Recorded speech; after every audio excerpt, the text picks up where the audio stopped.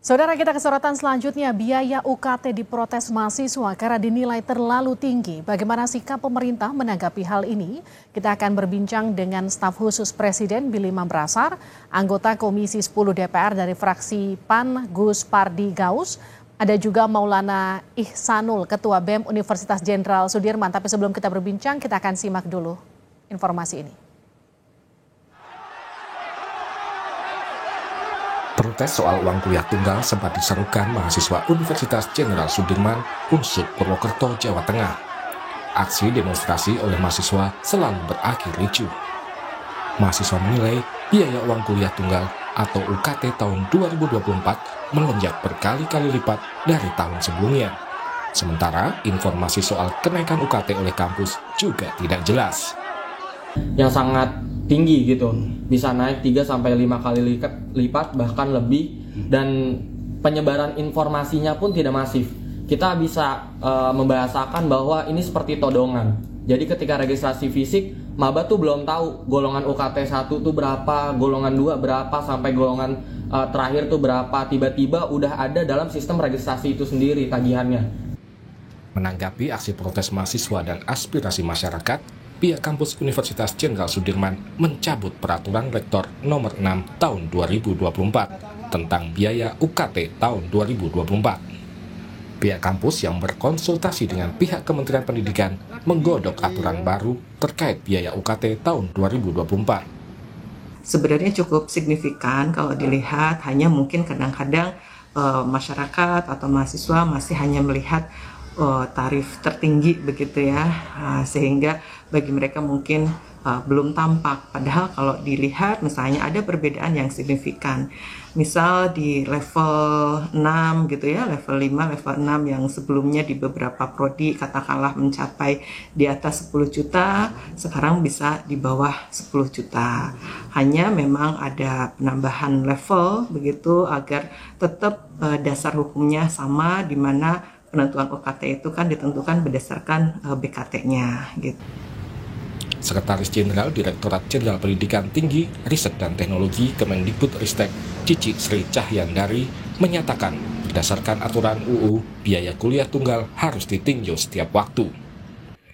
Pada aturan tahun 2004, kami berusaha agar tata kelola PTN makin baik dan transparan. Dengan demikian, PTN dan PTN berbadan hukum diberi ruang untuk menjalankan penetapan UKT secara transparan dan akuntabel karena diaudit. Pengamat kebijakan pendidikan Cecep Darmawan menyebut kenaikan uang kuliah tunggal jangan membebani peserta didik. Menurutnya, hal ini harus jadi tanggung jawab perguruan tinggi dan pemerintah. Tanggung jawab pimpinan perguruan tinggi dan sekaligus juga pemerintah, dalam ini Kementerian Pendidikan.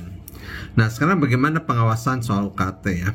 Pengawasan UKT itu harus dilakukan tidak hanya sekedar melaksanakan perintah peraturan misalnya, tetapi yang lebih penting sebetulnya ada diskusi, dialog ya penentuan UKT ini, sehingga tidak jor-joran gitu, tidak seenaknya perguruan tinggi melakukan kenaikan itu. Jadi soal biaya kuliah mahal bukan sekedar persoalan mahasiswa dan kampus.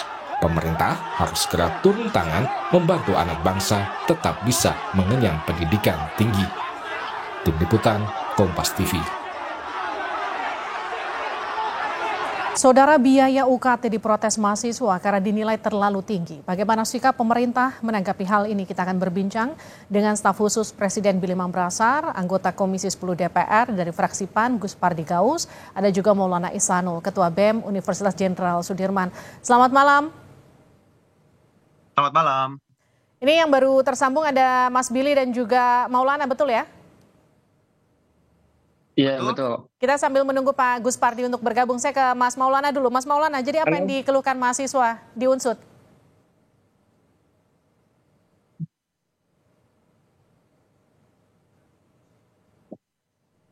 Baik, kita akan kembali betulkan sambungan dengan Maulana Ihsanul. Maulana, Mas Maulana? Iya, hadir. Ya Mas, apa yang dikeluhkan mahasiswa di Unsud Mas soal biaya UKT Mas? Oke, baik. Terima kasih Mbak Livi atas kesempatannya. Ya, seperti yang memang sudah ada di berita-berita saat ini, kita mahasiswa dari Universitas Jenderal Sudirman sangat-sangat mengeluhkan terkait besaran UKT di kampus kita. UKT kita naik dengan golongan-golongan dengan besaran-besaran yang sangat tidak wajar. Naik 3 sampai 5 kali lipat, naik dengan secara ugal-ugalan dan secara penodongan seperti itu. Jadi memang kita dari mahasiswa sendiri sangat meresahkan atas apa yang terjadi, atas apa yang ada dengan kondisi Unsut saat ini. Seperti itu, Mbak Livi. Dari berapa sampai berapa, Mas Maulana, kenaikannya? Yang tadi Anda bilang ugal-ugalan itu seperti apa bentuknya? Oke, contohnya di Fakultas Peternakan, di fakultas saya saat itu paling tinggi adalah 2.500.000. Sekarang besarannya bisa sampai 14 juta. Ini naik lebih dari 5 kali lipat. Walaupun kemarin peraturan rektor yang problematik itu nomor 6 tahun 2024 sudah dicabut dan diganti dengan peraturan rektor yang baru, yaitu dengan nomor 9 tahun 2024, tapi tetap saja ternyata hasilnya tetap saja besarannya sama saja, tidak jauh signifikan perbedaannya, hanya di beberapa jurusan saja yang berbeda gitu. Khususnya untuk Fakultas Peternakan sendiri itu masih sama. Paling tinggi tahun lalu 2.500.000, sekarang 14 juta, seperti itu. Nah, itu yang jadi pertanyaan saya, apa bedanya peraturan nomor 6 dan juga nomor 9? Jumlah paling tingginya tadi menurut Anda perbedaannya tidak terlalu signifikan ya? Iya betul, secara penurunan segala macamnya itu tidak terlalu signifikan. Jadi ya sebenarnya sama aja gitu. Kita atas apa yang ada sekarang kita akan tetap mengawal dan akan terus melawan, seperti itu. Untuk besarannya apakah sempat ada katakanlah dialog antara pihak kampus dengan mahasiswa? Ada. Jadi di tanggal 3 Mei kemarin kita sempat adakan diundang untuk audiensi dari pihak rektorat gitu. Di sana kita dijabarkan terkait peraturan rektor terbaru tersebut, secara perhitungan-perhitungan dan segala macamnya. Tapi tetap ternyata secara nominal, secara golongan-golongan yang ada dan secara penurunan pun menurut kita itu masih belum bisa menjawab tuntutan-tuntutan kita. Masih belum bisa menjawab segala keluhan-keluhan dan kebutuhan-kebutuhan kita. Makanya dari itu saat tanggal 3 itu kita dari mahasiswa memutuskan untuk walk out dari ruang audiensi tersebut dan kita akan tetap dalam barisan melawan. Seperti itu. Oke, saya ke Pak Gus Pardi. Pak Gus Pardi, teriakan ini nggak cuma ada di Unsut, tapi ada juga di sejumlah universitas negeri lain, di USU salah satunya. Apa respon DPR melihat hal ini? Ya, pertama saya perlu klarifikasi, saya di Komisi 2, bukan Komisi Bidang Pendidikan. Jadi pertama tentu saya merasa prihatin terhadap kebijakan-kebijakan yang dilakukan oleh perguruan tinggi yang berstatus PTNBH, di mana informasi yang kita dapatkan dari berbagai mass media bahwa pada tahun 2024-2025 ini kebanyakan PTNBH dari berbagai perguruan tinggi yang ada, apakah UI, UGM, ITB, Universitas Sudirman, UIN, UNRI, itu melakukan kenaikan UKN yang luar biasa. Ada yang di 20%, 100%, dan malah ada yang 5 kali lipat dari biasanya. Ini adalah sesuatu yang sangat memprihatinkan. Tentu saya menghimbau kepada pihak pimpinan perguruan tinggi untuk melakukan peninjauan ulang terhadap kebijakan yang diambil terhadap kenaikan yang sangat fantastik itu. Padahal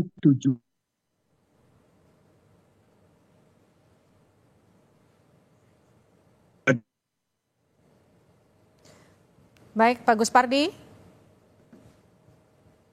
Jelaskan.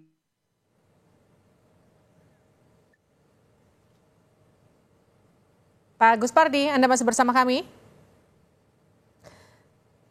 Baik, saya alihkan ke Mas Billy. Mas Billy, kalau tadi kita dengar, Halo. Yes, kita dengar keluhan dari teman-teman mahasiswa. Ada tadi dari Unsut, begitu ya.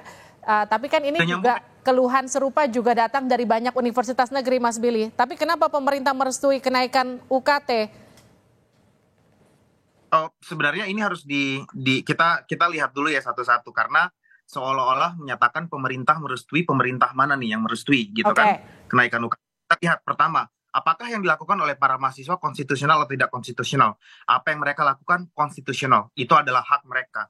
Undang-Undang Dasar mengatakan bahwa kita harus menyediakan pendidikan seluas-luasnya kepada masyarakat, diturunkan kepada Undang-Undang Pendidikan Tinggi ya, nomor 12 tahun 2012 juga menyatakan bahwa pendidikan itu harus diberikan seluas mungkin dan sebisa mungkin tidak berbayar kepada masyarakat. Kalaupun berbayar, maka harus ada mekanisme-mekanisme lain yang harus ditempuh sebelum adanya kenaikan UKT atau sebelum adanya memberikan pinjaman online, apalagi yang menjadi kritik keras saya ke kampus alma mater saya.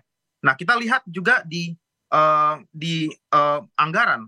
Nah, ini juga yang harus dijawab oleh teman-teman DPR kan, karena kalau anggaran ini kan juga persetujuan antara eksekutif dan legislatif, dua-duanya gitu. Anggaran pendidikan nasional itu kan 20% dari APBN. Tetapi yang dialokasikan untuk pendidikan tinggi itu sangat-sangat kecil sekali ya.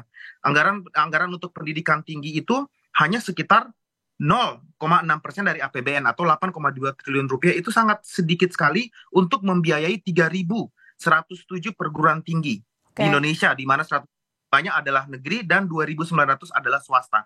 Nah, faktor pertama adalah tentang kebijakan yang dikeluarkan lewat Permendikbud ya, Permendikbud nomor 2 tahun 2024 kemarin yang kemudian memberikan keleluasaan kepada perguruan tinggi untuk menetapkan UKT, walaupun sebenarnya intensinya sangat baik, sangat benar, di mana tadi disampaikan oleh rekan-rekan dari DPR bahwa dengan adanya peraturan ini maka kita memberikan keleluasaan kepada perguruan-perguruan tinggi berbadan hukum PTBN seperti yang dimiliki oleh misalnya ITB, UGM untuk memiliki kreativitas, keleluasaan untuk dapat mencari sumber-sumber anggaran yang dapat memberikan keringanan kepada mahasiswanya agar mereka bahkan kalau bisa gratis, tidak membayarkan UKT sama sekali. Justru status hukum seperti itu diberikan agar perguruan-perguruan tinggi punya cara-cara kreatif, apakah dengan membuka unit usaha, apakah dengan kemudian membuat dana abadi. Dana abadi, bahkan beberapa kampus negeri yang diberikan keleluasaan untuk memiliki dana abadi, tidak semua berkreasi untuk memiliki dana abadi. ITB saja sampai sekarang terseok-seok untuk dapat mengumpulkan dana abadi, walaupun mereka sudah menunjukkan intensi mereka yang baik. Ya, jadi bagaimana satu, bahwa penganggaran untuk pendidikan tinggi ini harus diubah dan ditambah anggarannya. Dan ini menjadi kritik keras saya kepada teman-teman baik di Komisi 10 juga teman-teman yang di eksekutif agar terjadi kesepakatan di mana anggaran pendidikan tinggi ini harus ditingkatkan untuk membiayai 3.107 perguruan tinggi dan ada 9 juta mahasiswa Indonesia di mana kurang dari 1% yang terbiayai oleh beasiswa. Yang kedua adalah juga anggaran tersebut kalau sudah dialokasikan, penggunaannya juga tepat guna. Mungkin Bapak Ibu familiar dengan kritisi saya yang sedang saya angkat baru-baru ini terkait dari pengelolaan beasiswa KIP yang diperuntukkan untuk mahasiswa yang tidak sanggup membayar biaya kuliahnya ini, malah kemudian dikelola secara tidak konstitusional begitu. Ini juga satu, penganggaran harus tepat, harus konstitusional. Yang kedua, penggunaan anggarannya juga harus akuntabel. Karena apa yang dilakukan oleh Pak sudah tepat gitu, sudah. Mas Billy, tapi kalau kita bicara soal anggaran kan prosesnya terlalu panjang ya. Ini kan bicara soal deadline waktu yang harus dibayarkan para mahasiswa karena proses kegiatan mengajar itu kan tetap berjalan, semester tetap harus dibayarkan. Mahasiswa butuh solusi cepat, artinya bagaimana titik temu antara pemerintah dan juga pihak kampus nantinya untuk bicara soal persoalan ini. Ya, dari semenjak merebaknya kasus pinjol yang diberikan kepada mahasiswa yang kemudian saya kritik keras dan saya melakukan diskusi dengan teman-teman juga di kementerian baik Kemenkeu maupun Kemendikbud. Di situ ada beberapa urgensi yang bisa solusi urgensi yang bisa dilakukan untuk menalangi hal ini. Pemerintah memiliki dana abadi dari LPDP yang dapat dialokasikan secara urgen bagi mereka-mereka yang memang layak dan sudah terverifikasi untuk memperoleh bantuan studi. Kemudian di dalam Undang-Undang nomor 12 tahun 2012 itu disampaikan bahwa pemberian pinjaman dimungkinkan kepada mahasiswa. Tetapi tidak boleh memberikan bunga dan dibayarkan nanti setelah mahasiswanya lulus kuliah. Dan ini yang harus dipikirkan bagaimana penganggaran ini harus ada secara urgent gitu. Kita akan minta respon dari Maulana, tapi kita jeda sejenak. Usai jeda kita akan kembali di Sapa Indonesia Malam. Kembali di Sapa Indonesia Malam, kita masih membahas biaya UKT yang diprotes mahasiswa karena dinilai terlalu tinggi. Bagaimana sikap pemerintah menanggapi hal ini? Kita masih bersama dengan staf khusus Presiden Billy Mambrasar, ada juga anggota Komisi 2 DPR dari fraksi PAN Gus Pardi Gaus, ada juga Maulana Ihsanul Ketua BEM dari Unsut. Saya ke Mas Maulana. Mas Maulana, tolong direspon tadi pernyataan Mas Billy. Oke, baik. Terima kasih Mbak Livi atas kesempatannya. Eh, Pastinya pemerintah harus turun tangan untuk mengatasi hal tersebut. Karena apa? Tadi sudah disebutkan bahwa ya memang ini hulunya adalah Peraturan Kemendikbud nomor 2 tahun 2024. Yang mana memang kita, kalau Mas Billy, saya mohon izin, bahwa kita tuh statusnya masih PTN BLU. Di mana memang secara alur, ya dari unsur ini harus meminta persetujuan dari pemerintah itu sendiri untuk nantinya disetujui dan nantinya ditetapkan melalui peraturan rektor itu sendiri gitu loh. Makanya di sini adalah ya sebenarnya pemerintah pun ikut andil gitu loh dalam adanya permasalahan ini gitu. Mulai dari peraturan Kemendikbud nomor 2 tahun 2024 itu yang mengatur tentang SSBOPT yang diadakannya standarisasi untuk menentukan UKT itu sendiri gitu loh. Yang mana memang setelah kita lihat peraturan itu sendiri gitu, itu adalah peraturan-peraturan yang tidak memihaki kita sama sekali. Kenapa bisa dibilang seperti itu? Standarisasi yang dilakukan menurut kita sama sekali tidak sesuai dengan kebutuhan. Contohnya standarisasi yang disesuaikan dengan pulau-pulaunya. Jangankan pulau, kita dari Purwokerto dengan yang masih satu wilayah provinsi dengan kita, yaitu dengan teman-teman kawan-kawan kami yang di Semarang, itu sudah jauh berbeda di sana gitu loh, antara mulai dari UMR-nya, kebutuhannya dan segala macamnya gitu. Tapi kenapa standarisasi ini harus diatur melalui peraturan nomor 2 tahun 2024 ini, seperti itu. Baik, Pak Agus Pardi. Oke. Pak Agus Pardi. Ya, siap. Ya, Pak Gus Pardi, kalau tadi merespon dari pernyataan Maulana soal ketimpangan UMR, bagaimana kemudian katakanlah pemenuhan hak para mahasiswa untuk tetap mendapatkan pendidikan tanpa biaya pendidikan yang memberatkan? Ya, tentu saya pertama menyampaikan keprihatinan terhadap kebijakan yang diambil oleh pimpinan perguruan. Saya berharap dengan kondisi sekarang ini di mana para mahasiswa melakukan demo akibat kebijakan menaikkan UKT itu, menurut hemat saya, pimpinan perguruan harus mengevaluasi. Dan tidak ada salahnya manakala mereka-mereka itu meninjau ulang kembali terhadap kebijakan yang mereka lakukan itu. Karena ini adalah sesuatu yang sangat memprihatinkan bagi para mahasiswa. Jangan dianggap mahasiswa itu orang tuanya punya ekonomi menengah ke atas. Padahal tujuan dari didirikannya negara ini sesuai dengan Undang-Undang Dasar adalah dalam rangka untuk mencerdaskan kehidupan bangsa. Dengan cara-cara ini adalah upaya-upaya untuk menyingkirkan orang kelas menengah ke bawah untuk tidak bisa memanfaatkan perguruan tinggi negeri yang milik pemerintah itu. Oleh karena itu, saya berharap kepada pemerintah perlu dilakukan peninjauan ulang, harus ada instruksi dari pihak kementerian meminta kepada para rektor untuk melakukan peninjauan, dan kalaupun ada kenaikan, tentu harusnya yang wajar-wajar. Jangan sampai kenaikan itu 50%, 100%, apalagi ada yang lebih 5 kali lipat dari nilai yang ditetapkan pada hari ini. Saya tanyakan itu terakhir ke Mas Maulana. Mas Maulana, peraturan rektor nomor 6 sudah diganti ke peraturan rektor nomor 9, tapi menurut Anda harganya masih tetap tinggi UKT-nya, lalu berapa harga yang diinginkan mahasiswa dan seperti apa jalan tengah yang diharapkan ke pihak kampus?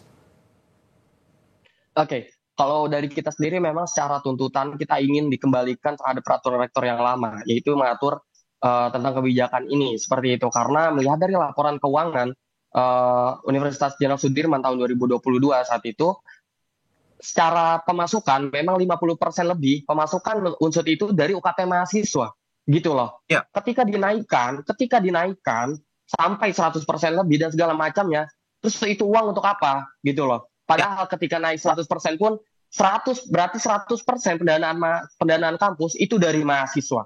Seperti itu. Jadi kita keras, kita tetap ingin dengan tuntutan kita bahwasanya kita ingin dikembalikan terhadap peraturan rektor tahun sebelumnya. Seperti itu. Meskipun tetap harus ada penyesuaian, karena pemerintah juga sudah mengaminkan untuk perubahan UKT begitu ya. Nanti ini akan jadi PR buat Mas Billy dan juga kawan-kawan di legislatif. Mas Billy ada yang ingin disampaikan, singkat saja. Saya menyetujui apa yang disampaikan Maulana. PTN BLU memberikan fleksibilitas kepada perguruan tinggi untuk mencari cara-cara kreatif untuk memperoleh uang mengurangi keringanan biaya mahasiswa kuliah. Kenapa kemudian dia membebani 100% pemasukannya adalah dari SPP? Itu juga harus direvisi gitu. Itu menjadi kritik. Itu juga nanti akan jadi perhatian pemerintah pusat dan juga tentu nanti bagaimana mencari titik tengah, karena bagaimanapun jangan sampai ada mahasiswa yang berhenti kuliah karena beban finansial yang terlalu berat nanti ke depannya. Terima kasih sudah bergabung di Sapa Indonesia Malam, Mas Billy, Pak Gus Pardi dan juga Mas Maulana.